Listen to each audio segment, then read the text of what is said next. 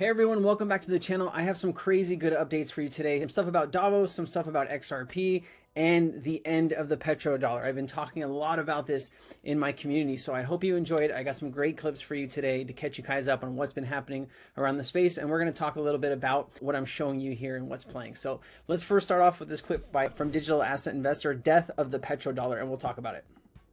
Saudi Arabia, China, Russia, they're starting to move their entire economy. Russia is now backing their ruble with oil. It's true. So it's like it's like a petrodollar. Oh, that'll never work.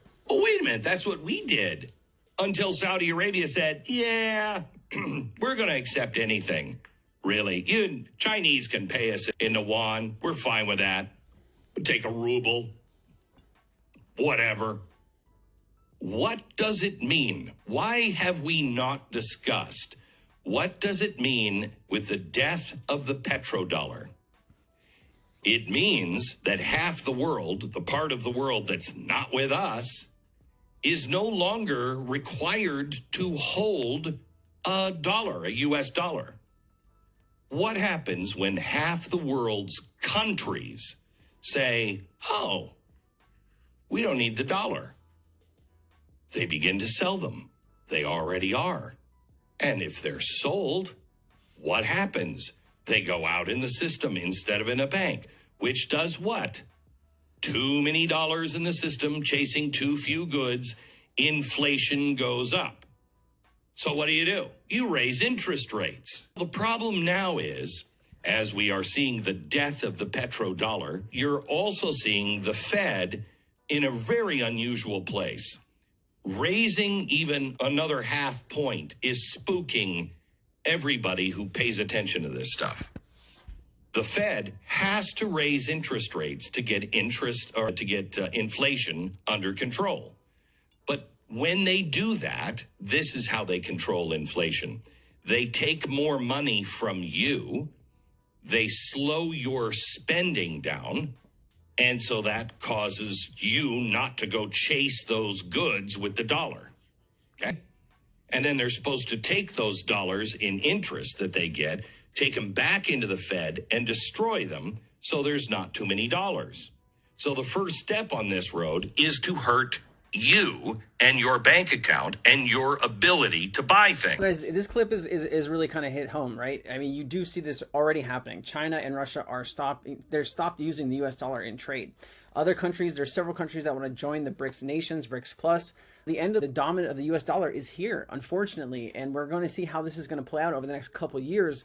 But if it plays out how we think it might play out, what we're seeing right now overseas, the US is going to have to really figure out what they're going to want to do with their CBDC and make that a crown jewel in this new financial system. If they don't do that, we might be in some trouble here in the next 5 to 10 years. Let's see how this plays out. I got this great clip. This is from a minister for digital and finance services from Gibraltar. This guy lays into the SEC. You're going to love this clip, guys. Check this out. This is really a fun clip. For me, this event that you're hosting, Olga, this morning is about smart regulation. And the United States is teaching us exactly how not to do it. We still have a piece of legislation from 1946, which determines what a security is. And we're calling that interpretation and adapting it to a digital asset. You've got to be bonkers if you think that sort of framework is going to give any firm and any business any degree of certainty or security as to how they can manage their businesses. And therefore, that's where this event is focusing on smart regulation, because I believe that the US takes the view that when something is big enough, then it's going to move in and do things to it, which nobody knows where they're going to come from, why they're going to come for it. And the whole thinking behind regulatory action, in my view, should be when you're breaching something. And I don't see that in the United States. And so I think the sooner that they get to grips with actually deciding who's going to regulate this space, how they're going to regulate this space, and why they're going to regulate this space, the whole blockchain space and the whole crypto area will dramatically grow as a result of that certainty, because that's what firms are crying out for. So when firms come to Gibraltar, they want to know that they're coming here for certainty. You've got a legal framework, you know what you have to do, you know which hoops you have to jump through, you know what you have to do to stay on the right side of the law.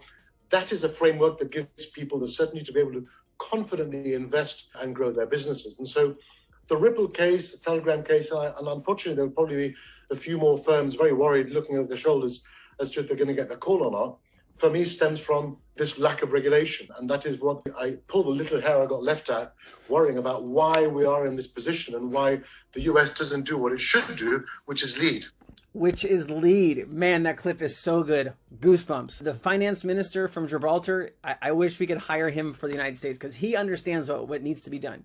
He gets it. You have to have rules of the road so businesses feel good enough to build and grow their company inside of the US. Right now, you have crypto businesses going to Switzerland, going to the United Arab Emirates, leaving this country because they don't feel safe. They're worried about the SEC and regulation through enforcement. And you would too. I would too. I would move my business over if Ripple's down here for what, 10 years? They've been live for 10 years and they still don't have clarity. When they were working with the SEC, they were at the SEC 3 times.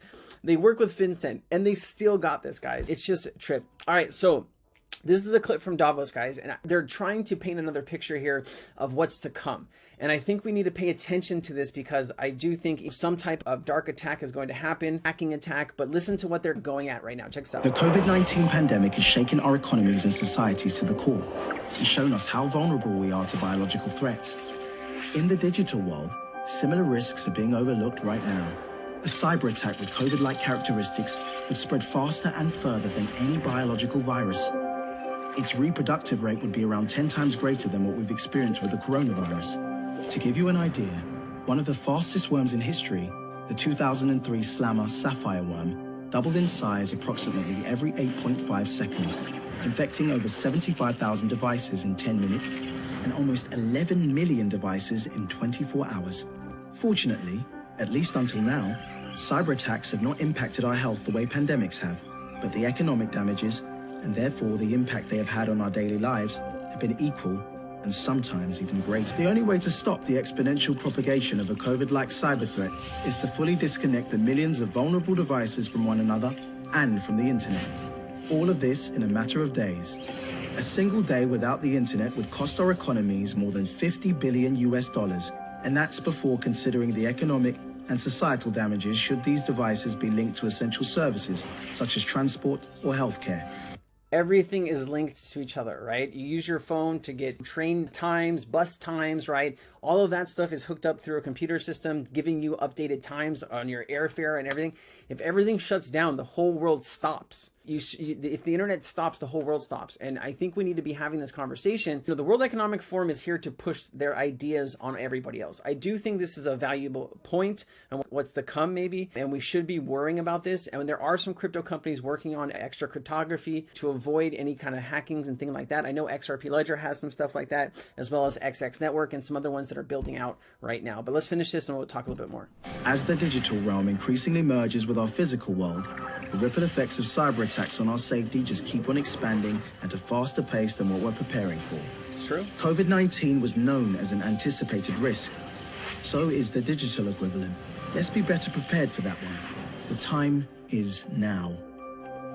And this could be playing into the Great Reset, right? It's always talked about how we're going to move from a fiat system to a digital system with a big bang implementation. I don't know if that's going to happen, but they sure are laying the groundwork for something like that to take place. That's what I see as when I see this video. All right, this is the managing director of Ripple, Brooks Entwistle. If I said his name wrong, my bad. He took a moment to speak to a reporter at Gaza Jenks about what's to come for the company at XRP in 2023. Let's listen to this. A lot of noise over the last couple of years. What does 2023 look like for the organization and the uptake of XRP and Ripple in general? Sure. We're excited about 2023. We'll continue to hire, but selectively. We're not naive to the fact that the macro environment is continuing to be challenged. We'll continue to focus internationally. We've been doing that for some time. Brad, all of us are out there talking about that piece of it, so the international build will continue.